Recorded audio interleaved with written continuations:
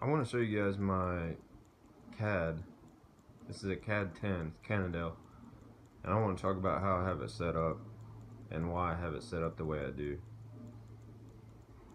So this is for you guys that are just getting into cycling. This is a Jesus, that wind is blowing like ridiculous out there.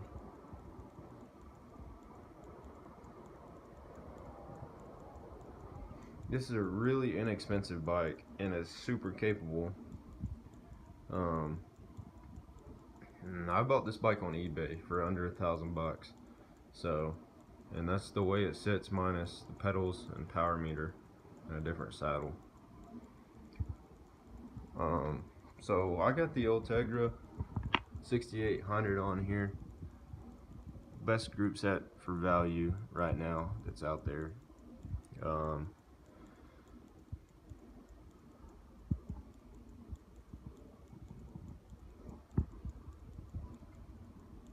I got the data bars that came on it. It's a Bontrager stem. I got a specialized power saddle, just an aluminum Easton seat post that's really harsh. And on the back of this seat here, I have the specialized SWAT, what they call a SWAT, and it's storage, water, air, and tools. I just have Velcroed in here a tube, CO2, and a couple little tools.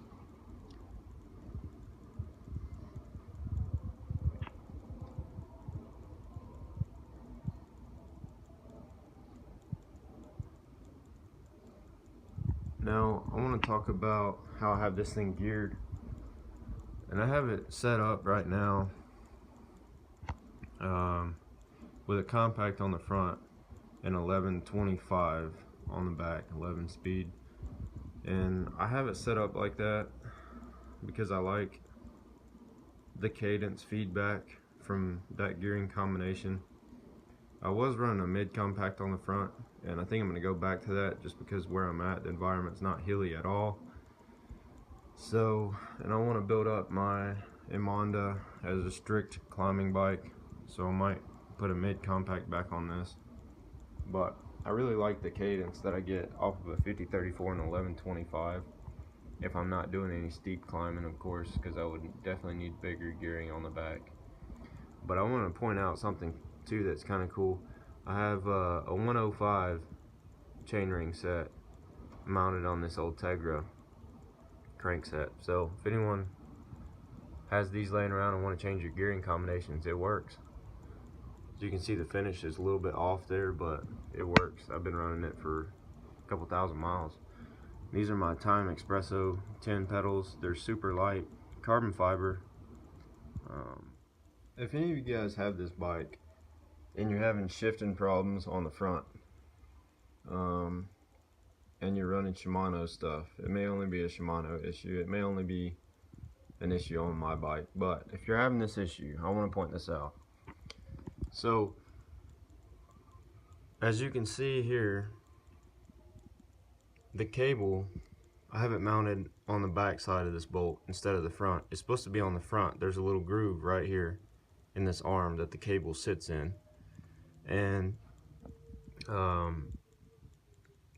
when I was shifting, I was getting really sloppy shifting. When I would shift from the small to the big ring, it would be very hard to push initially, and I kept looking at it, and if I came down here and pushed, it was super smooth, but it was just the cable pull was at the wrong angle.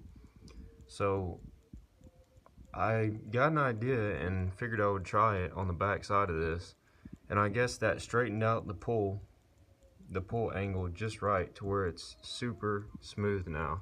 So if you guys are having that problem, try putting the cable on the back side and see if that helps you out, because it definitely fixed my problem 100%. It's just some elite bottle cages, and this bike maintenance is super easy because your cables are outside. The only cable that's hard to change is the rear brake cable that runs through and then out the back here.